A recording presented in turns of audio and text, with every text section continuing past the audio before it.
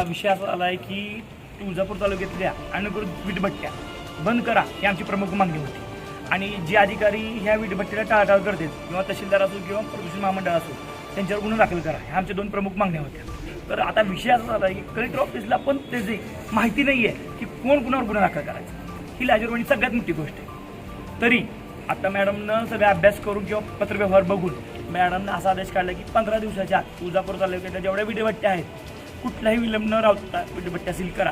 हे तहसीलदार काढला आहे डिप्टी कलेक्टरनं असा आदेश काढला आहे की तहसीलदारला की सगळ्या वीटभट्ट्या त्यांनी सील करा. किती दिवसासाठी सील करण्यात 15 दिवसाच्या आत सील करा. जवळ तो निर्णय येत नाही की कुणी वीटभट्ट्या आदेश म्हणजे जो जी माहिती आहे GR आहे की तहसीलदारनं करायची का प्रदूषण महामंडळाने करायची जवळ येत नाही त्यावर सगळ्या वीटभट्ट्या बंद राहणार आहेत असं त्यांनी आम्हाला लिखित स्वरूपाचं पत्र दिलेलं आहे. आणि गुन्हा कुणाला दाखल करायचा आहे ही दुसरी मागणी आमची की ज्यावेळेस कळल की GR तहसीलदार साहेबाकडे असेल किंवा प्रदूषण महामंडळ असेल त्यावेळेस त्यांच्यावर तो गुन्हा दाखल केला असं त्यांनी आम्ही लिखित स्वरूपात आम्हाला पत्र दिलेलं आहे. त्यामुळे आम्ही आज आमचं माघार घेतली.